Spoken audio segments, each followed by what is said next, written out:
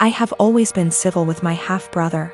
We were close as kids, but he started to have an attitude at 13 and pretty much stopped being nice, and started messing with my things / making fun of me and doing pranks to annoy me / privacy, was gone with him coming into my room and taking my things. Whenever I complained, my stepmom would normalize his behavior and make excuses. My dad never really grounded him and thought that talking to him will get him to behave better. I'm currently in college. I live in a rented apartment and have car to help me get to the university or other places. The car isn't expensive or fancy at all. I saved up for it 2 years ago. I decided to have Christmas dinner with my family. It's the perfect opportunity to be with family since I haven't seen my dad in a while. I arrived at my dad's house and left my purse and my keys on the kitchen island after my stepmom told me to help with dinner. My half-brother started talking about my car in the kitchen while my stepmom was listening and asked if he could take it for a couple of hours to hang out with friends. I politely told him no. He threw a fit and brought up how I needed to relax and not worry, but my answer was still the same. While we were sitting at the dinner table, my half-brother got up, washed his hands, and I thought he went outside. I got busy talking to my dad, and after I got up to wash my hands, I noticed my car keys weren't there. I went outside to ask him, and neither he nor my car were there. I lost it. I started calling his phone, but he hung up on me several times. I was furious. I told my dad I'd call the police if he didn't come back with the car. My stepmom jumped to defend him and said I was being unreasonable to call the police. I called him one last time, then I called the police. My stepmom freaked out when my half-brother got picked up by the police. She told me to go explain the situation to the authorities, otherwise he'd spend the night in jail. But I refused, especially since I still hadn't got my car back. Stepmom yelled that I ruined dinner and that it was no big deal. He was going to return it after borrowing it from me, but he didn't really borrow it, and she heard me say no. I don't know what she told the police, but I didn't give permission to use the car. My stepmom's side of family are mad at me for doing this to my brother and hinted that I don't consider him family. My dad's side of family sided with me, saying he deserved it. My dad said I overreacted and I shouldn't have called the police when he disappeared for 4 hours. I talked to the police about what happened, and I learned later that my stepmom said that her son was allowed to borrow it, and that it was a misunderstanding. I wasn't going to let her continue to lie, but my dad told me to back off and let it go. This really upset me. My half-brother wasn't even berated the way I was by the family.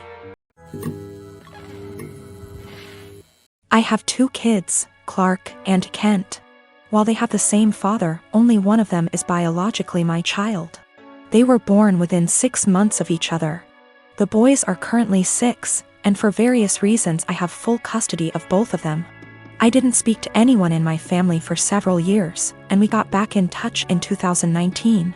Due to the boys' ages, my family know I couldn't have carried both, unless I have the gestation period of a hamster or the longest labor ever. I have explained to them how this all came to be, but in my explanation I neglected to tell them which was my biological child. Due to my ex having a type, the other woman looked enough like me that the boys could pass for twins. Same dark hair, blue eyes, pale skin, and both cleft chins and dimples. My brother jokes that they look like tiny supermen. People who know them refer to them as twins because aside from a few minor differences, they're practically identical. Frankly, if they were closer in age and I'd had full custody of both from the time they were born, I suspect I would have mixed them up a lot as babies. Shortly before Clark's birthday last year, my mom asked if she could see Clark's birth certificate. I asked why, and she said she wanted to know the exact time he was born, so I told her. She asked if she could see the certificate anyway. I asked why. She said she just wanted to check. I said I'm his mother, I know when he was born. Then she asked the same thing about Kent, and we went through the same conversation all over again. Mum eventually admitted that she just wanted to see the birth mother's name on each certificate, which isn't even how that works, and I told her as much. This led to an argument where my stance was that I'm their mother, biology is irrelevant. Mum says if biology is irrelevant then it's not a big deal to tell her which of them is biologically mine. I said if she's so hung up on biology, then clearly it's a big deal to her, and I don't want it to be a big deal. Especially as the boys themselves don't know. Mum feels this is incredibly selfish, narcissistic, and overall wrong. She feels that if biology isn't such a big issue, then I should have no problem telling her whether Clark or Kent is my biological son. And that accusing her of potential favoritism or something similar with her bio-grandchild is an unfair judgment, with no actual reasoning to it. My boyfriend agrees that I shouldn't tell anyone, at least until my sons have decided for themselves if they want to know and want other people to know. But my entire family agree with Mom that I'm being unreasonably selfish and that my actions now are more likely to cause issues than Mom's potential actions later. It all began after the first month we started dating, and I don't know why I didn't end things right then and there. While I was taking a shower, he looked through all of the photos on my laptop and yelled at me cause I still had photos of me and my ex.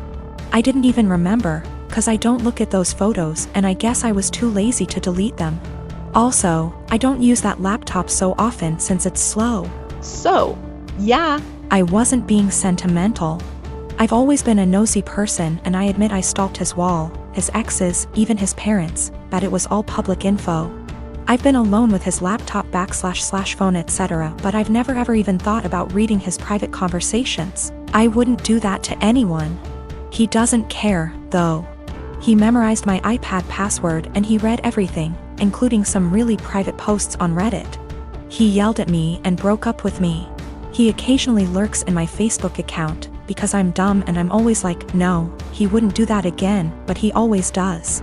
Today I was logged on our shared laptop and I saw in my FB app that there was some activity going on 40 minutes ago, while I was taking a shower.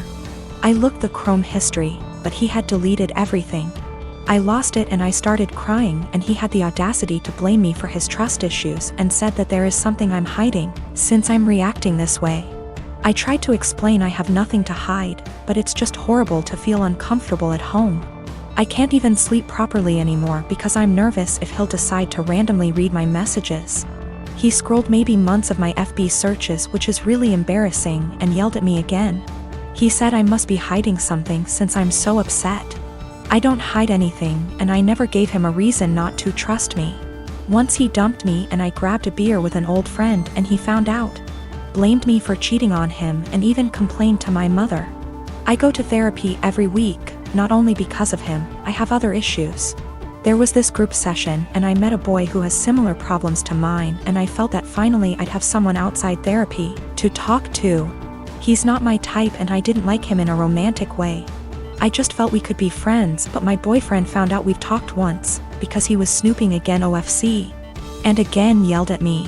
He said I was a cheater and that's why he had trust issues. I've always been faithful and I didn't deserve this. I changed all my passwords, but I'm tired of feeling uncomfortable in my own home.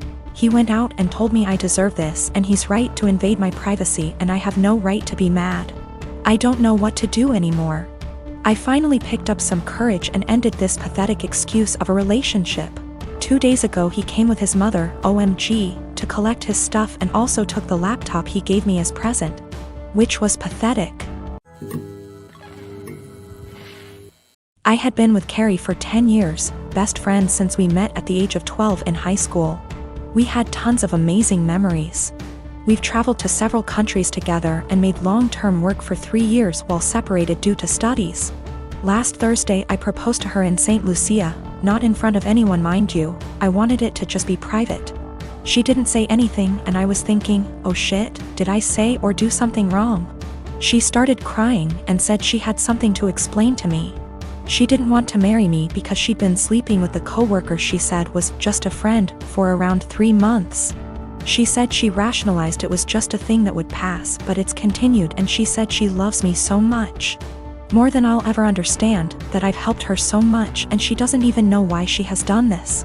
She said she loved me too much to marry me knowing she'd done what she did. She doesn't love the guy. It was just sex and she had been trying to stop the affair, but I proposed before that happened and she said she knew when I was kneeling that she couldn't marry me, not after everything I'd done for her, so she told me. I feel like my whole world has shattered. We had an awkward flight home on Friday evening and haven't spoken since. She has tried calling me but I haven't answered and I have until Monday off, so I'm just here. I've barely eaten. I feel like there's a black hole in my stomach draining everything I have mentally. I can't wrap my head around the fact that she was cheating, that she lied, that she hid it from me. My sister apparently had some words for her. I'm trying to pretend I'm okay, but I'm not. Every morning that I've woken up since last week Friday morning has just been bleak.